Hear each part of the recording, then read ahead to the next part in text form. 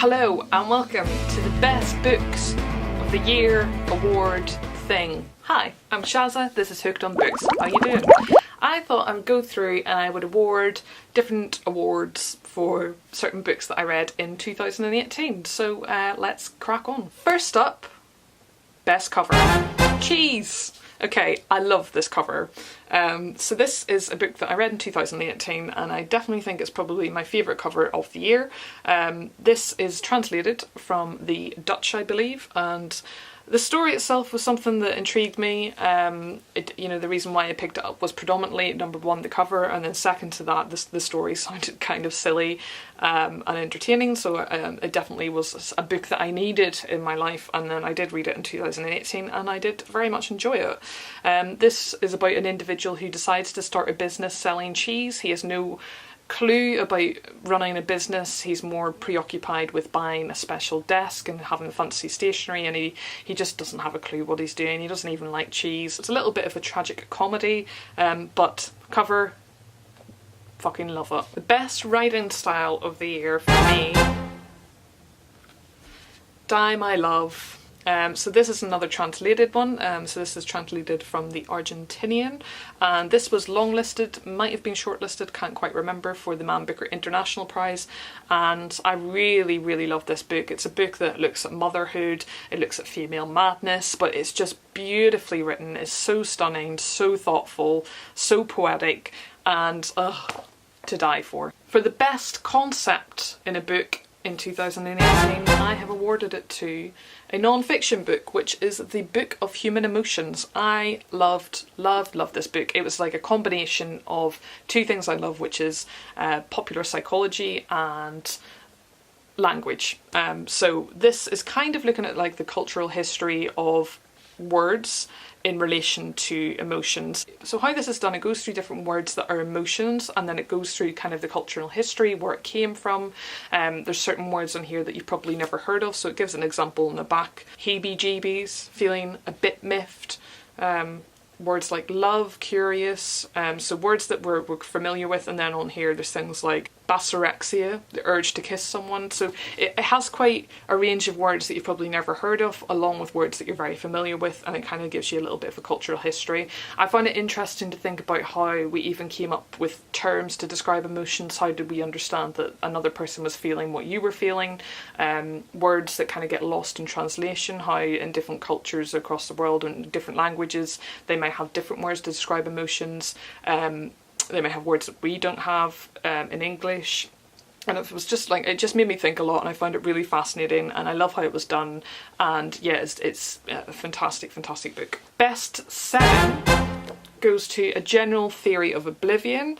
This is one of the first books I read in 2018 and I absolutely adored it. It was one of my favourite books in 2018 and probably going to be one of my favourite books of all time. So to tell you a little bit about it without going into too much detail, because I have mentioned this one quite a few times on my channel, it's about this character who locks herself inside of her apartment for 30 years and she lives off the food that she's gotten there, and you get really inside her mind and see what she's thinking. You see the little snippets of information she's getting from the outside world, and it's just a really fascinating story, brilliantly written, really brilliant book.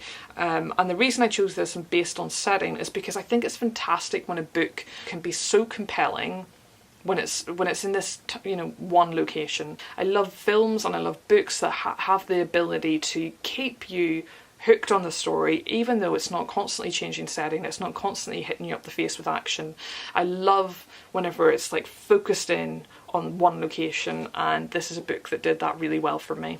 Best story goes to The Lonely Hearts Hotel by Heather O'Neill. This book is fucking incredible. So I buddy read this with Alma over at Alma Love Books, and that really added to my experience of reading this. I love discussing this, and it's a story that follows two characters who I absolutely adored, and it starts out with their experiences in an orphanage together, and you follow their relationship throughout their lives. You see all the difficulties and how the experiences they had when they were really young affected them when they were older. You've got a really strong female character. It's just brilliant in story, setting, characters. It's kind of got everything.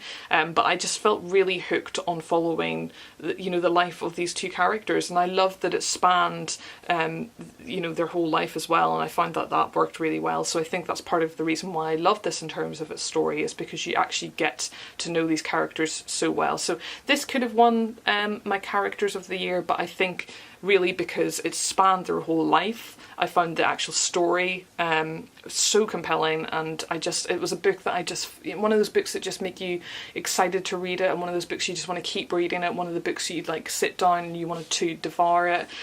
So I honestly really recommend this if you haven't read it. So that's The Lonely Hearts Hotel. Best surprise of the year goes to this bad boy. So this is The Murderous Ape, and I absolutely love this book. It's actually so good. So this is a children's book, kind of in the 9 to 12 area. However, I just think that anyone can read this book, adult, child, whoever. It's so good. It's weird because it's the kind of book that you read, and when you're reading it, it made me feel nostalgic, as if it's something that I read when I was younger. It reminded me of like the child within me. It was just this brilliant adventure story about Sally Jones, who is this ape who, she can't speak, but she can understand language, and she's got this companion who's falsely accused of murder, and what ensues is the most brilliant adventure story. There's also a graphic novel prequel that came out that I read and loved as well, and I just love the story in this, love the setting. It goes to Lisbon, it goes to Bombay.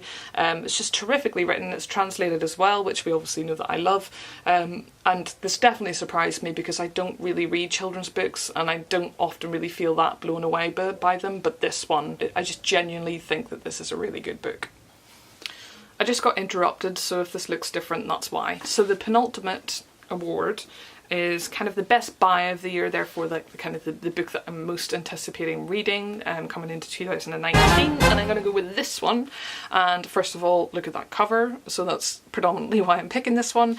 And second is because I've decided this year that I kind of wanted to read a little bit more horror, but I felt a bit lost whenever I first decided this, because I didn't want to read anything, well, shit. So I kind of thought maybe I'll go for classic horror, because I feel like I trust that a little bit more. So I thought like ghost stories, or anything kind of horror related. So I thought Penguin Classics come through, and I found this one, and I'm quite excited to read it. So a lot of what sold me on it, first of all, cover obviously, second of all, the fact that it compared, so influenced by the strange terrors of Lovecraft and Poe and by the brutal absurdity of Kafka.